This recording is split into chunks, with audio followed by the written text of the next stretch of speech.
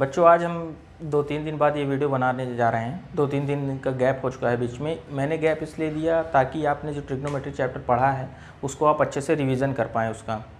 चलिए बच्चों, अब हम लोग अपना नेक्स्ट चैप्टर जो चैप्टर 9 है, वो कहने को तो चैप्टर दूसरा है लेकिन है वो आपके ट्रिग्नोमेट्री का ही चैप्टर। ट्रिग्नोमेट्री को बच्चों 2 पार्ट्स में डिवाइड कर दिया गया है। एक में ट्रिग्नोमेट्री रेशियोज़ के बारे में आपको बताया गया है, फिर उसके बाद हाइट एंड डिस्टेंस भी है इसी का। अगर चाहते तो इसी एक्सरसाइज में बढ़ा सकते थे उसको नेक्स्ट एक्सरसाइज, लेकिन उन्होंने इसको क्या किया है, एक अलग न्यू चैप्टर बना दिया है। अब बच्चों हाइट एंड डिस्टेंस, तो हाइट और डिस्टेंस इन 2 वर्ड से आपके दिमाग में चल रहा होगा कि या तो हाइट बताई जाएगी या डिस्टेंस बताया जाएगा। आपको याद होगा कि ट्रिग्नोमेट्री जब मैंने स्टार्ट की थी तो आपको शुरू में ही बोला था कि आपने कभी कुतुब मीनार देखा होगा, उसकी हाइट निकालना, 2 घर के बीच का डिस्टेंस निकालना। तो बच्चों अब ये समय आ गया है उसको बताने का कि वो कैसे निकाला जाता है। तो अब वो चीज़ें हम अपने नए चैप्टर हाइट एंड डिस्टेंस में पढ़ेंगे। चलिए बच्चों, देखते हैं हम लोग कि इस वाले चैप्टर में कैसे कैसे केस बनेंगे, क्या क्या पॉसिबिलिटीज़ हो सकती हैं, तो कैसे क्वेश्चन आने पे हम उसे कैसे सॉल्व करेंगे, ये सारी चीज़ें देखते हैं। तो बच्चों इसमें पहले बता दूं कि इसमें आपका वो जो ट्रिग्नोमेट्री का जो फॉर्मूला PBPHHB वाला मैंने बताया था और जो चार्ट बनवाया था जिसमें डिग्री की वैल्यू दी हुई थी, वो सारा चीज़ यूज़ होगा। तो वो अभी हम आगे देख लेंगे। पहले देख लेते हैं कि केस कौन कौन से बनेंगे। तो बच्चों पहला केस चलिए हम देखते हैं, केस फर्स्ट। इस केस में आपको मान लीजिए एक ऑब्जेक्ट दे दिया गया, एक वर्टिकल ऑब्जेक्ट दे दिया गया, ठीक है। वर्टिकल ऑब्जेक्ट ये आपका कुछ भी हो सकता है बच्चों, ये आपका बिल्डिंग हो सकती है, ये आपका टावर भी हो सकता है, या तो हो सकता है ये एक क्या हो, कुतुब मीनार ही हो, कुछ भी हो सकता है। एक वर्टिकल ऑब्जेक्ट आपको दे दिया जाएगा। फिर बोला जाएगा कि इसी ऑब्जेक्ट से कुछ दूरी पर, इस ऑब्जेक्ट से कुछ दूरी पर एक दूसरा चीज़ है, एक दूसरा ऑब्जेक्ट है। मान लीजिए ये ऑब्जेक्ट क्या हो सकता है, या हो सकता है ये ज़मीन पे पड़ी हुई कोई चीज़ हो, या तो ज़मीन पे खड़ी कार हो, या तो ज़मीन पे खड़ा हुआ कोई आदमी हो, ये कुछ भी हो सकता है ये। अब इसके और इसके बीच का रिलेशन बनाना है हमको। तो बच्चों जो दूसरा ऑब्जेक्ट है, इससे पहले तो हम इसके फुट पॉइंट, यानी इस टावर का जो फुट पॉइंट है नीचे वाला, और इस पॉइंट को आपस में क्या करेंगे, मिलाएंगे, ठीक है। ये बच्चों आपका बन गया दोनों ऑब्जेक्ट के बीच की डिस्टेंस बन गया, ठीक है। और दूसरी लाइन क्या बनेगी, इसी सेम पॉइंट से, जिस पॉइंट से ये डिस्टेंस जा रही है, इसी सेम पॉइंट से इस वाले बिल्डिंग पे जहाँ तक आपको कंसीडर करना है। मान लीजिए आपको बोला गया यहाँ से यहाँ तक की हाइट निकालनी है, ठीक है, यहाँ से यहाँ तक की, तो ये यहाँ तक बनेगा। आपको बोला गया ये पूरे टावर की हाइट निकालनी है, तो ये लाइन बच्चों कहाँ बनेगी, ये पूरे यहाँ तक ऊपर टॉप तक जाएगी। इसी लाइन को बच्चों, जैसे ये ऑब्जेक्ट है, यहाँ से हम इसको कंसीडर करेंगे, तो इस लाइन को, ये जो लाइन जा रही है, आपको यहाँ से दिख रहा होगा एक राइट एंगल ट्रायंगल बना रहा है। तो बच्चों राइट एंगल ट्रायंगल के हिसाब से ये वाली लाइन को हम क्या बोलते हैं, हाइपोटेनस बोलते हैं, ठीक है। लेकिन आपके हाइट एंड डिस्टेंस के चैप्टर में इस लैंग्वेज में इसको आप क्या बोलते हैं बच्चों, लाइन ऑफ साइट। क्या बोलते हैं बच्चों, लाइन ऑफ साइट बोलते हैं। तो याद रखिए हमेशा कि जो आपकी हाइपोटेनस होती है वो ऑलवेज क्या होती है, लाइन ऑफ साइट। वो कैसे होती है अभी मैं आपको दिखाता हूँ। सपोज़ यहाँ पे एक आदमी खड़ा है, ठीक है, ये अपनी आँख से देख रहा है, पहले तो ये देख रहा है सीधे, ठीक है। तो आपको मालूम है कि किसी भी 2 ऑब्जेक्ट के बीच की जो मिनिमम डिस्टेंस होती है वो ऑलवेज कितने में होती है, 90 डिग्री में होती है। फिर इसी आँख से यहीं से ये ऊपर देख रहा है, तो ऊपर जब देख रहा होगा तो ये, तो बच्चों साइड का मतलब ही होता है देखना, दृश्य। जो हमारी दृष्टि होती है उसको साइड बोलते हैं। तो जिस दृष्टि से, मतलब जिस रेखा पे ये देख रहा है, ऐसे देखेगा तो एक लाइन ऐसे बनेगी ऊपर, वो आपको दिखेगी नहीं लेकिन एक लाइन बनेगी। तो उसी को बच्चों हम क्या कहते हैं, लाइन ऑफ साइट कहते हैं। और ये आपके दोनों ऑब्जेक्ट के बीच की दूरी हो गई। अब दूसरा केस देखिए बच्चों, इस पॉइंट से एक लाइन ये गई, एक लाइन ये गई, तो इन दोनों लाइन के बीच में एक एंगल बनेगा। क्या बनेगा बच्चों, एक एंगल बनेगा। और अब देखिए ये लाइन यहाँ से शुरू हो रही है नीचे से, और ये बढ़ते ही चली जा रही है, और ऊपर और ऊपर और ऊपर चली जा रही है, बढ़ते जा रही है। तो जब बच्चों किसी की बढ़ोतरी होती है तो उसे हम क्या कहते हैं, प्रमोशन कहते हैं। लेकिन इस चैप्टर की लैंग्वेज में उसी चीज़ को हम क्या कहते हैं बच्चों, एलिवेशन कहते हैं। एलिवेट होने का मतलब होता है बढ़ना, किसी चीज़ में वृद्धि होना। तो इस एंगल को बच्चों हम लोग क्या बोलेंगे, एंगल ऑफ एलिवेशन। क्या बच्चों होंगे, एंगल ऑफ एलिवेशन। ये बच्चों हो गया आपका एंगल ऑफ एलिवेशन, ये हो गया आपका बच्चों लाइन ऑफ साइट। अब आप देख रहे होंगे कि जब हम इस एंगल को कंसीडर करते हैं तो इसके हिसाब से ये वाली लाइन हमारी क्या हो जाएगी बच्चों, परपेंडिकुलर हो जाएगी। आप पिछले चैप्टर में पढ़ चुके हैं, क्या हो जाएगी, परपेंडिकुलर हो जाएगी। और परपेंडिकुलर को ही बच्चों क्या बोला जाता है, हाइट बोला जाता है। ठीक है, ये आपकी परपेंडिकुलर हो गई, हाइट, और इसी एंगल से लगी हुई ये बच्चों आपका क्या हो गया, बेस हो गया। ठीक है, ट्रिग्नोमेट्रिक लैंग्वेज में बेस हो गया। और इसी को क्या बोलेंगे बच्चों, डिस्टेंस बोलेंगे। क्या बोलेंगे, डिस्टेंस बोलेंगे, दोनों ऑब्जेक्ट के बीच की डिस्टेंस। तो चलिए बच्चों, अभी मैं एक एग्जांपल लेने जा रहा हूँ, उस एग्जांपल से आपको सारी बातें समझ में आएंगी कि ये सब क्या बना हुआ है। तो बच्चों मैं अभी एग्जांपल को थोड़ा रोक रहा हूँ, मैं जो सेकंड केस है इसका वो भी आपको समझा देता हूँ, फिर उसके बाद इकट्ठे 4-5 एग्जांपल लेके समझाता चला जाऊँगा, आपको सारी चीज़ें क्लियर हो जाएंगी। बिल्कुल टेंशन मत लीजिए। आज की जो ये क्लास है इंट्रोडक्शन क्लास है हाइट एंड डिस्टेंस की, आप इस क्लास को पूरा कंप्लीट करने के बाद इसकी एक्सरसाइज को आप खुद ही सॉल्व कर पाएंगे। ज़्यादा से ज़्यादा जैसे 16 क्वेश्चन उसमें दिए हुए हैं, आप ज़्यादा से ज़्यादा आपको 2 या 3 में दिक्कत आएगी, बाकी आप खुद कर ले जाएंगे। इतने एग्जाम्पल्स मैं लेने वाला हूँ आज। तो चलिए बच्चों, सेकेंड केस हम आपको दिखाते हैं। इस बार ऐसा करते हैं, इस बार एक ये है क्या, आपकी बिल्डिंग है। ठीक है बच्चों, बिल्डिंग में ये आगे क्या बनी हुई है, बालकनी बनी हुई है। यहाँ पे कोई आदमी खड़ा है। ठीक है, कोई आदमी यहाँ पे खड़ा हुआ है। अब इस बिल्डिंग से थोड़ी दूर पर यहाँ पर कोई ऑब्जेक्ट रखा है। ठीक है बच्चों, यहाँ पे कोई ऑब्जेक्ट रखा हुआ है। अब ये आदमी इस ऑब्जेक्ट को देख रहा है यहाँ से। इस आदमी, ये देखिए, तो आपको बच्चों पता है कि जब कोई भी एक ऑब्जेक्ट दूसरे ऑब्जेक्ट को जब मिलाया जा रहा है तो यहाँ पे इस लाइन को क्या बोला जा रहा है बच्चों, लाइन ऑफ साइट। ठीक है, अब इन दोनों के बीच का रिलेशन निकालना है। या तो पूछ लेगा बच्चों कि ये और ये जहाँ पे ये आदमी खड़ा है, इन दोनों के बीच की डिस्टेंस कितनी है। या तो ये ऑब्जेक्ट और ये आदमी, इन दोनों के बीच में हाइट का कितना डिफरेंस है, ये पूछ सकता है। तो इस केस में बच्चों कैसे कंसीडर किया जाएगा, अब इसकी और इसके बीच की हाइट जब निकालनी होगी तो हम कैसे निकालेंगे, या तो बच्चों ये ऐसे यहाँ पे निकालेंगे। ठीक है, या तो इसके सामने एकदम देखिए ये यहाँ पे, या तो हम ऐसे करके यहाँ से निकालेंगे। तो चाहे यहाँ से निकालिए चाहे यहाँ से निकालिए, कोई फ़र्क नहीं पड़ेगा, क्योंकि ये दोनों लाइन क्या आएगी, इक्वल आएगी। हाइट तो हर जगह सेम होगी वही। अब देखिए इसके और इसके बीच का जो डिस्टेंस होगा वो कितना होगा। तो बच्चों देख रहा है यहाँ पे है, तो यहाँ पे ये लड़का खड़ा हुआ है, यहाँ पे, ये यहाँ पे, और ये दूसरा जो ऑब्जेक्ट है वो कहाँ पे है, ये यहाँ पे है।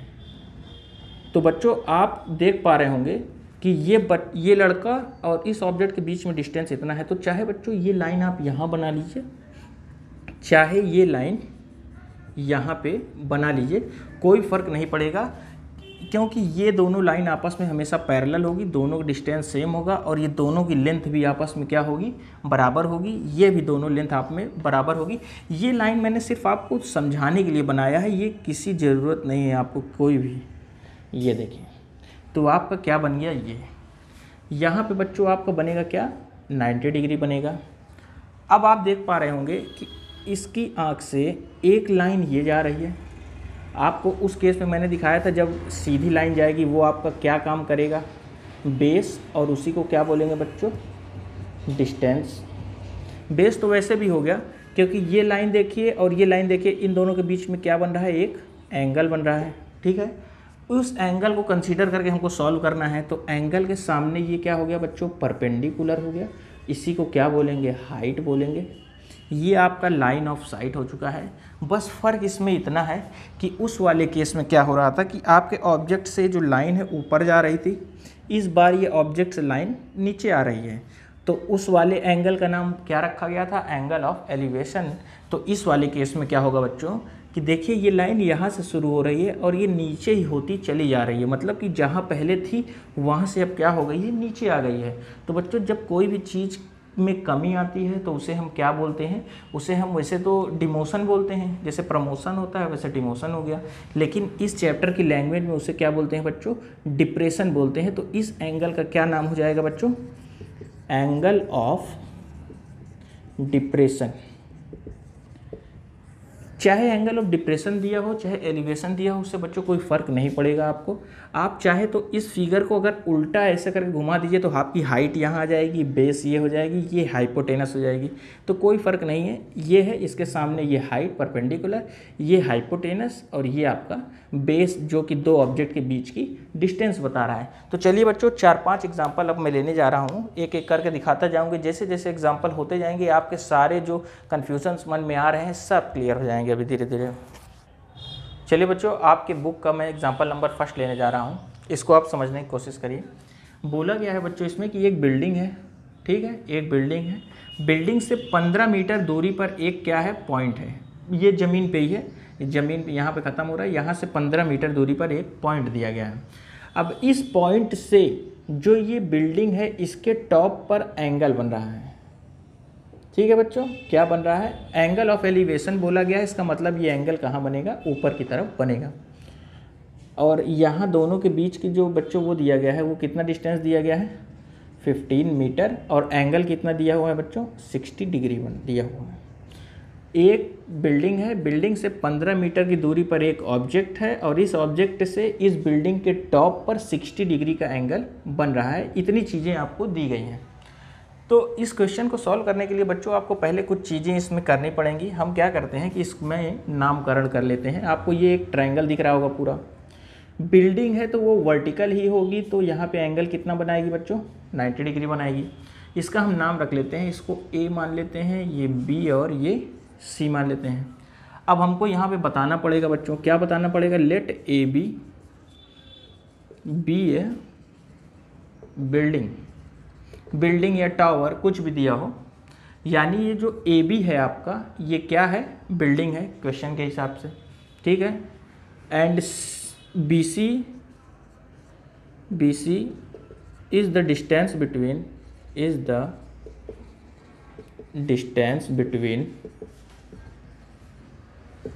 the point and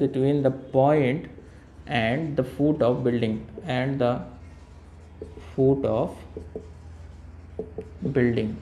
तो बच्चों हमने इसके बारे में बता दिया, इसके बारे में बता दिया, और यहाँ पे क्या कर लेते हैं कि एंगल ऑफ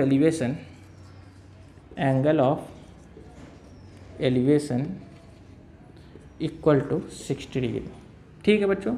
इतनी बातें ये हमने बनाया, बता दिया, जो भी दिया है हमने बता दिया। अब हम कंसीडर करते हैं इस वाले पूरे ट्रायंगल को, ठीक है, इन ट्रायंगल ABC। तो बच्चों अब हमको ये देखना है कि आपसे क्वेश्चन में पूछ क्या रहा है। आपसे क्वेश्चन में यही पूछा गया है कि बच्चों ये जो बिल्डिंग है AB इसकी हाइट कितनी होगी। अब देखिए ध्यान से, इसकी हाइट निकालनी है। आपको पता क्या है, आपको ये एंगल दिया हुआ है और ये साइड दी हुई है। तो अगर आप ट्रिग्नोमेट्री में जाएंगे, पीछे जाएंगे, तो आपको ये वाला फॉर्मूला दिखेगा, PBPHHB।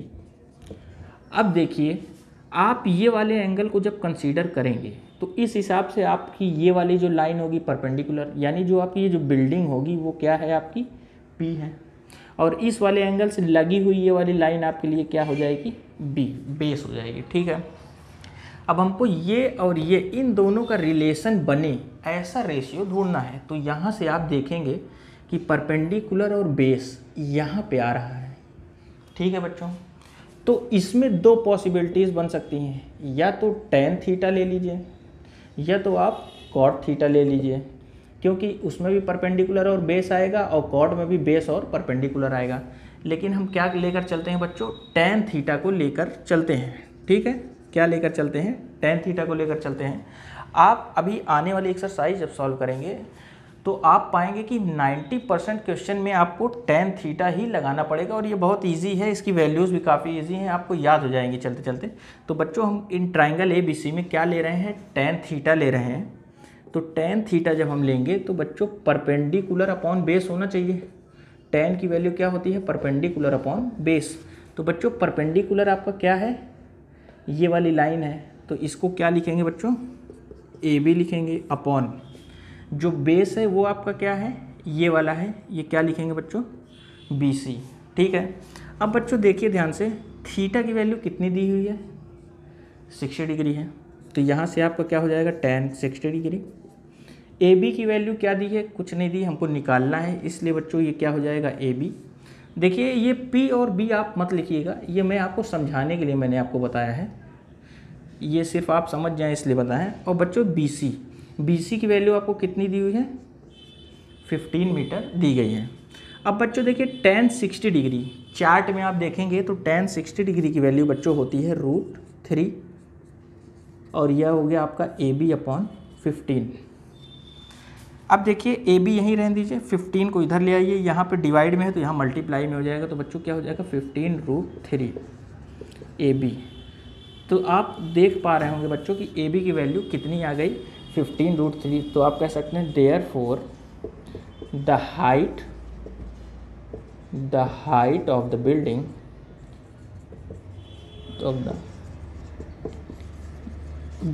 Is 15√3 metre. तो आपने देखा कि कैसे हमने हाइट एंड डिस्टेंस चैप्टर में किसी बिल्डिंग की हाइट को निकालना हो तो हम कैसे निकालेंगे। चलिए बच्चों नेक्स्ट एग्जांपल देखते हैं। चलिए बच्चों आपका नेक्स्ट एग्जांपल देखते हैं, एग्जांपल नंबर 2। एग्जांपल नंबर 2 में बच्चों आपसे कहा गया है कि एक बिजली का खंभा है, ठीक है, एक बिजली का खंभा है और खंभा कितने का है बच्चों, 5 मीटर का है।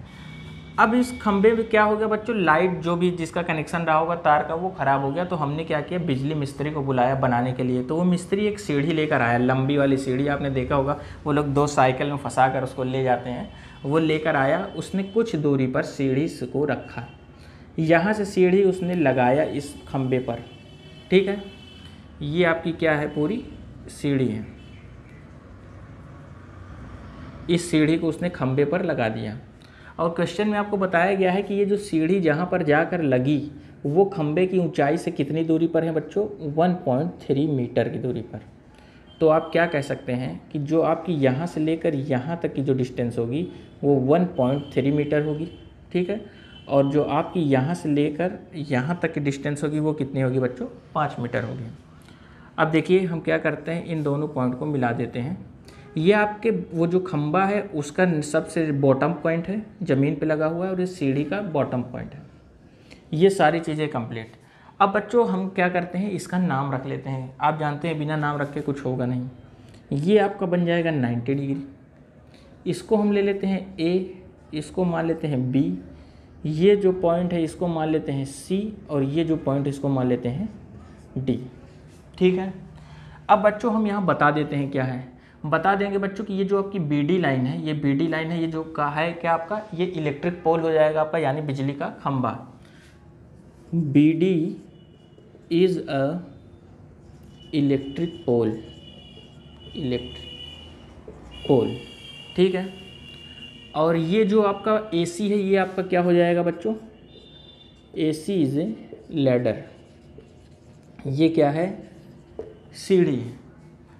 अब देखिए एंगल, और आपको ये भी बताया गया है बच्चों कि ये जो सीढ़ी है और इस जो आपका ये फुट पॉइंट है इसका, इन दोनों के बीच में और ये जो 2 लाइन बन रही है इसका एंगल कितने डिग्री का बन रहा है बच्चों, 60 डिग्री का। आपको दिख रहा है ये ऊपर की तरफ जा रहा है, इसका मतलब ये एंगल ऑफ एलिवेशन है, ये 60 डिग्री बन रहा है।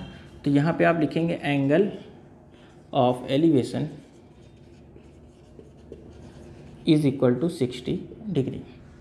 अब हम कंसीडर करेंगे बच्चों, सबसे पहले कंसीडर क्या करेंगे, ये वाला आपका राइट एंगल ट्रायंगल बन रहा है, ठीक है, कौन सा, ABC, एक राइट एंगल ट्रायंगल बन रहा है। तो यहाँ से देखेंगे इन राइट ट्रायंगल ABC। अब यहाँ से बच्चों आपको क्वेश्चन में 2 चीज़ें पूछी गई हैं। पहली कि आपको ये वाले पॉइंट से ये पॉइंट के बीच में डिस्टेंस कितनी है, ये पूछा गया है, ठीक है, मतलब कि जो सीढ़ी रखी गई है वो और ये खंबे के बीच की दूरी कितनी है। और दूसरी बात ये पूछा गया है कि ये सीढ़ी की लंबाई कितनी है, ठीक है, ये 2 चीज़ें आपसे पूछी गई हैं। तो हम कोई भी चीज़ आप पहले निकाल लीजिए। चलिए पहले हम ये वाली हाइट निकालते हैं, वो सॉरी ये डिस्टेंस निकालते हैं। इस डिस्टेंस को निकालने के लिए बच्चों हमको ये वाली डिस्टेंस की ज़रूरत पड़ेगी, कौन सी, BC। तो बच्चों BC जो होगा आपका इज इक्वल टू, इसको आप क्या लिख सकते हैं, BD माइनस CD। अगर ये पूरी BD लेंथ में इस CD को हम माइनस कर दें तो हमको क्या पता चल जाएगी, यहाँ की लेंथ पता चल जाएगी। तो बच्चों जब हम 5 में से 1.3 माइनस करेंगे तो कितना आएगा, 3.7। तो बच्चों यहाँ से यहाँ तक की दूरी आपकी कितनी हो गई, 3.7 मीटर। तो मैं इसको बच्चों यहाँ मिटा दे रहा हूँ क्योंकि ये मेरा काफ़ी स्पेस ले रहा है। मैंने यहाँ पे लिख दिया है कि 3.7 है। अब देखिए हमको ये निकालना है और ये हमको पता है, ये एंगल ले रहे हैं तो एंगल के सामने ये परपेंडिकुलर पता है, बेस हमको निकालना है। तो वही आपको मालूम है tan थीटा लगेगा। तो बच्चों हम डायरेक्ट लिख रहे हैं tan 60 degree is equal to, perpendicular की वैल्यू कितनी है बच्चों, 3.7 अपॉन, इसकी हमको निकालनी है किसकी, AB। ठीक है। अब बच्चों tan 60 डिग्री की वैल्यू आपकी होती है √3, ये हो गया 3.7 अपॉन AB। AB यहाँ आ जाएगा, √3 नीचे चला जाएगा तो 3.7 अपॉन √3।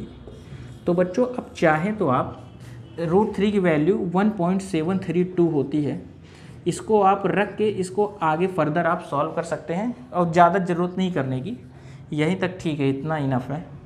ठीक है बच्चों, तो आपको यहाँ से क्या पता चल गया, इसकी वैल्यू क्या आ गई, 3.7 अपॉन √3। ठीक है। अब फिर मैं इसको रब कर रहा हूँ, स्पेस मेरे पास कम है थोड़ा सा। अब हमको क्या निकालना है, इस सीढ़ी की लंबाई निकालना है। तो बच्चों आपको दिख रहा होगा कि ये अगर एक राइट एंगल ट्रायंगल है तो 90 डिग्री के सामने वाली साइड क्या होगी, हाइपोटेनस होगी। ठीक है। अब आपके दिमाग में एक चीज़ आएगा कि हमको परपेंडिकुलर मालूम है, ये मालूम है, बेस मालूम है, तो हम वो लगा देते हैं, पाइथागोरस लगा के हाइपोटेनस निकाल लें। लेकिन बच्चों आपको ऐसा नहीं करना है। आप ऐसा करने जाएंगे तो बच्चों देख रहे हैं कि डेसिमल में है और ये किस फॉर्म में है, इसका जब आप स्क्वायर करेंगे, ऐड करेंगे, फिर अंडर रूट करेंगे तो काफ़ी लंबा हो जाएगा। तो आप ऐसा करिए कि आपको ये निकालना है, ये पता है, चाहे इसका रिलेशन बना लीजिए, चाहे इसका रिलेशन बना लीजिए। फिर आप जाएंगे कहाँ, PBP HHB के पास जाएंगे। थीटा ये है, परपेंडिकुलर ये, P ये हो गया, ये आपको चाहिए, ये क्या है, H हो गया। तो आप इसमें देखिए P और H का रिलेशन कहाँ बन रहा है, तो आप पाएंगे बच्चों, ये देखिए परपेंडिकुलर अपॉन हाइपोटेनस।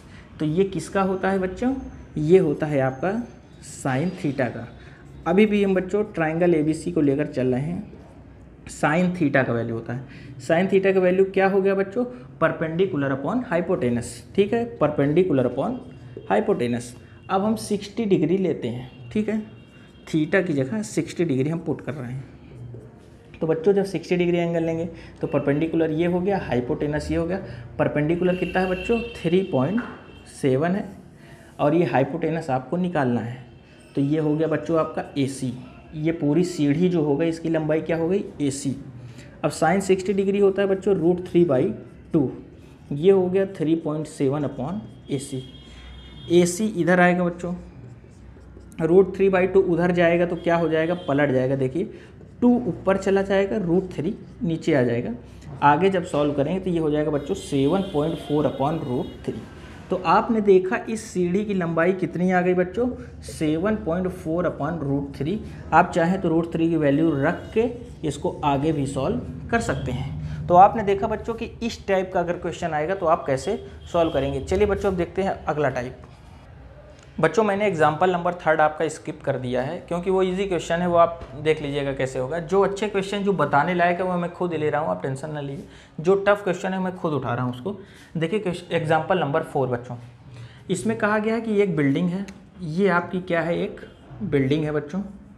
बिल्डिंग के ऊपर एक फ्लैग लगा हुआ है, ठीक है।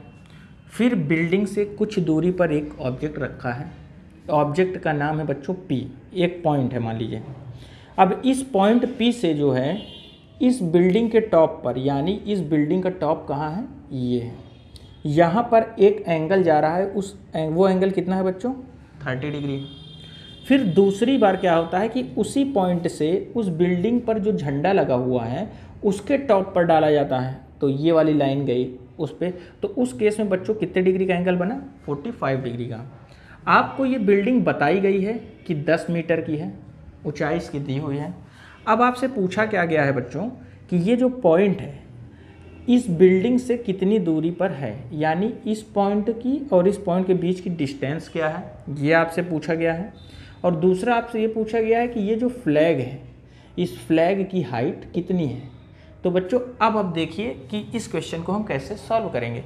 तो आप पहले क्या करेंगे, बता देंगे कि आपकी ए बी जो है, A B is a building, A B एक बिल्डिंग है, building height of A B is a building height of 10 metre. अब P is an external point, ठीक है, P is an external point.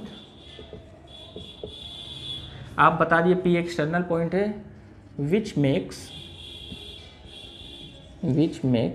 N angle of elevation to the top of building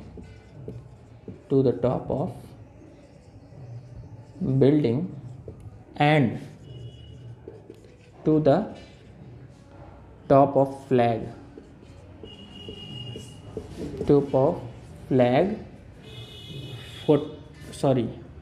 30 degree and 45 degree respectively। मतलब ये है बच्चों कि एक external point P है जो कि बिल्डिंग के टॉप पर एक एंगल बना रहा है 30 डिग्री का, और फ्लैग के टॉप पर एंगल बना रहा है 45 डिग्री का। ये हमको दिया गया है। अब हमको क्या निकालना है बच्चों, ये निकालना है और ये, ठीक है। तो अगर आप पहले, मैं आपको दिखा दूँ पॉसिबिलिटीज़ क्या क्या होंगी। अगर आप इसको पहले 45 डिग्री सॉल्व करेंगे बच्चों, तब उस केस में आपका ट्राइंगल ये बनेगा, ये पूरा, ठीक है, ये पूरा एंगल बनेगा। तो इसमें आप देखेंगे आपको ये नहीं पता है, ये नहीं पता है, दो चीज़ें नहीं पता है, तो इसमें आपको क्या होगा, सॉल्व करने में कठिनाई होगी। तो पहले हम क्या करते हैं, इस 30 डिग्री को सॉल्व करते हैं। तो बच्चों जब 30 डिग्री आप सॉल्व करेंगे तो आपका ट्रायंगल बनेगा ये, ठीक है। आपको एंगल पता है, बिल्डिंग की हाइट 10 मीटर है, तो बच्चों यहाँ क्या हो जाएगा, 10 मीटर हो जाएगा। दो चीज़ें पता है, आप ये तीसरी चीज़ आसानी से निकाल सकते हैं, ठीक है। जब ये आपको ये वाली चीज़ पता हो जाएगी, तो ये पता है और ये पता है, बस एक चीज़ निकालना रहेगा, तो उसको हम आसानी से निकाल पाएंगे। तो यहाँ हम क्या कर लेते हैं, लेट आपका जो BD है बच्चों, BD is a flag, BD एक फ्लैग है, तो हम क्या करते हैं, लेट BD को क्या मान लेते हैं, X मान लेते हैं, ठीक है। BD आपका क्या है, फ्लैग है, तो BD को बच्चों हम क्या मान लेते हैं, X मान लेते हैं। अब हम सॉल्व करना स्टार्ट करते हैं। तो सबसे पहले बच्चों हम लेंगे ट्रायंगल ABP, आपको दिख रहा होगा ये वाला एंगल। इन ट्रायंगल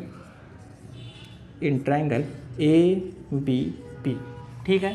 तो ABP में आप क्या लगाएंगे, ये परपेंडिकुलर है, ये बेस है, तो मालूम है परपेंडिकुलर बेस लगाने के लिए क्या लगाते हैं बच्चों आप, tan थीटा, tan लगाएंगे।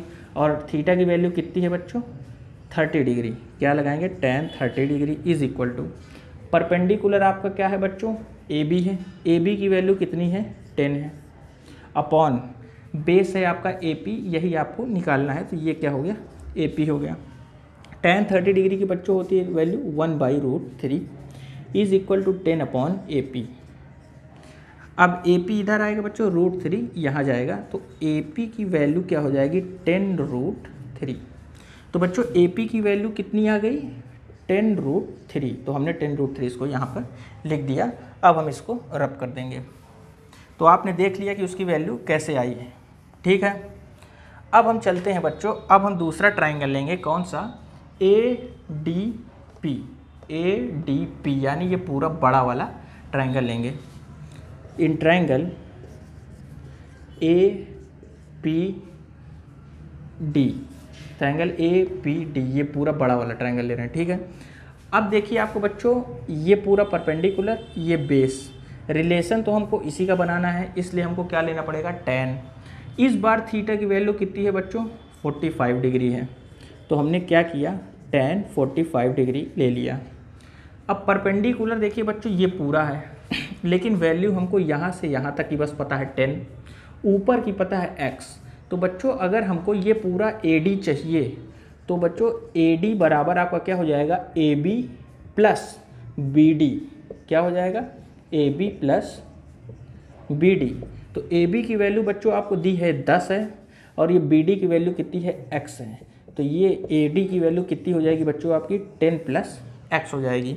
तो यहाँ पे हम क्या करेंगे, ए डी जो पूरा है उसकी वैल्यू क्या हो जाएगी 10 प्लस x हो जाएगी अपॉन ये आपका ए पी यानी बेस, ये कितना है बच्चों 10√3 दिया हुआ है। अब देखिए बच्चों tan 45 डिग्री की वैल्यू होती है 1, ये हो गया 10 प्लस x अपॉन 10√3। अब ये 10√3 यहाँ आएगा बच्चों, ठीक है, ये यहाँ आएगा 1 मल्टीप्लाई होगा तो ये हो जाएगा 10√3 इक्वल टू यहाँ क्या बचेगा बच्चों 10 प्लस x बचेगा। 10 को इधर ले आते हैं तो 10√3 minus 10 is equal to x। तो बच्चों x की वैल्यू कितनी आ जाएगी, तो यहाँ से आप देखेंगे 10 कॉमन मिल जाएगा, 10 कॉमन हो गया, अंदर ब्रैकेट में क्या बचेगा, यहाँ से बचेगा √3 माइनस यहाँ से क्या बचेगा 1। तो बच्चों आप देख पा रहे होंगे कि फ्लैग की जो वैल्यू आ गई वो कितनी आ गई 10√3 माइनस 1। तो आपने देखा कि जिस टाइप का क्वेश्चन आ रहा है उसे कैसे कैसे हैंडल किया जा रहा है, तो यही आपको यहाँ पे सीखना था। अब जो एक्सरसाइज आएगी बच्चों, उस एक्सरसाइज में इसी टाइप से आपको सारे क्वेश्चन को सॉल्व करना है। अभी 1-2 एग्जांपल और है लेकिन वो इस वीडियो में नहीं बताऊंगा क्योंकि काफ़ी बड़ी हो जाएगी। वो आने वाली जो अब एक्सरसाइज की वीडियो होगी, पहले मैं एक एग्जाम्पल बताऊँगा, फिर उसके बाद उस एक्सरसाइज को सॉल्व करने कि कैसे सॉल्व करना है ये आप खुद जान जाएंगे और आपको ज़्यादा बताने की ज़रूरत नहीं पड़ेगी क्योंकि इस एग्जांपल्स को पढ़ने के बाद आप खुद से पूरा एक्सरसाइज सॉल्व कर पाएंगे।